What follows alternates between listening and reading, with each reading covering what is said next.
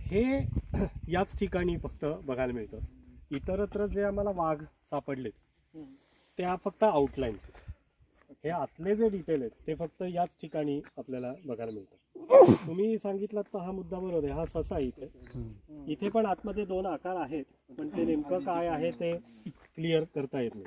हा माणसाचे पाय समोर दिसत आहेत आपल्याला, माशासारखा दिसतोय का हा? म्हणता येईल. हा माणूस म्हणता येतो, पण तुम्ही बॉडी लाईन लक्षात घ्या त्याची. त्याचे जे पाय आहेत, पायापासून धड आहे आणि डोकं हे ॲबनॉर्मल आहे. अंतर खूप जास्त. हा, त्यामुळं हा माणूस म्हणता येत नाही ऍक्च्युली. किंवा कदाचित त्यांना असं लक्षात घेतलंय काढणाऱ्या माणसानं की त्यांना असा काहीतरी हातात काहीतरी एक बोर्ड धरलाय मोठा आणि तो असा डिस्प्ले करून उभा आहे, असा एक काहीतरी अंदाज लावता येतो. पण हा अंदाज फार काही एक्झॅक्टली पूर्ण जी लांबी आहे ही माणसाच्या शरीराशी जुळत नाही ऍक्च्युली.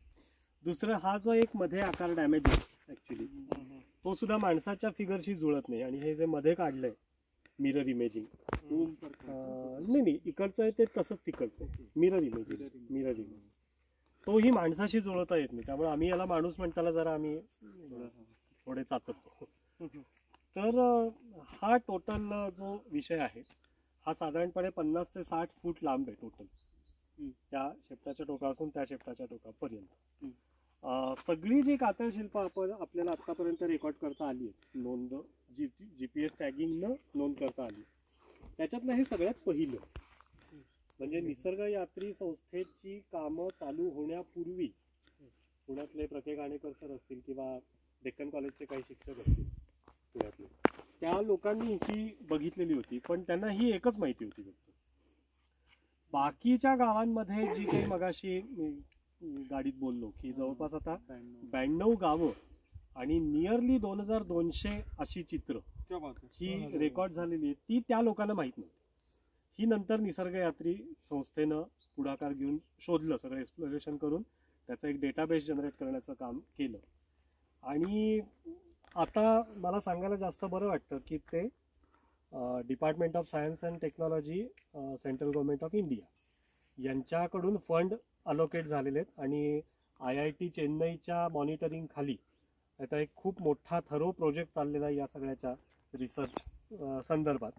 आणि याच्यासाठी geologist, chemist, botanist, zoologist, anthropologist, archaeologist, historian, geographers, even fine आर्ट्समधली मंडळी, ही सगळी अशी एक मोठी टीम एकत्र आलेली आहे. शिवाय ड्रोन टेक्नॉलॉजीपासून सॅटेलाइट इमेजरी अनालिसिसपर्यंतची सगळी टेक्नॉलॉजी आत्ताची जी काही लेटेस्ट आहे ही आपण त्याच्यामध्ये इन्क्लूड केलेली आहे. आणि आता त्याचा एक पहिला टप्पा आत्ता कम्प्लिशनच्या मार्गावर आहे. बघूया आपण काय त्याच्यातनं निष्पन्न होईल. पण आम्ही याचा सगळ्याचं एक इंटरप्रिटेशन करण्याचा प्रामाणिक प्रयत्न करतो आहोत.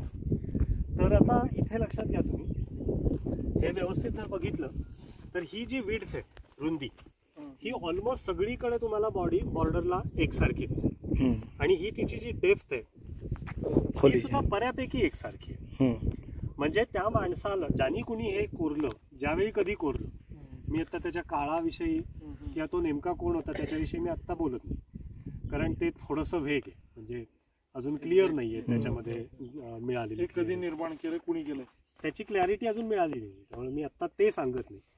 पण त्या माणसाला एका गोष्टीची पक्की आयडिया होती की आपल्याला काय कोरायचंय, त्याचा साधारणतः एरिया किती असणार आहे किंवा त्याची आउटलाईन कशी असणार आहे आणि आपल्याला त्यातले डिटेल्स कसे कसे आणता येतील. तर या सगळ्याची त्याला एक पक्की समज होती. आणि ही समज या सगळ्या बॉडी लाईन मधनं आपल्याला दिसते. आता तुम्ही लक्षात घ्या, हा जरा एक्स्ट्रा लार्ज अपिअरन्स आहे, पण आपण नॉर्मल वाघ बघितला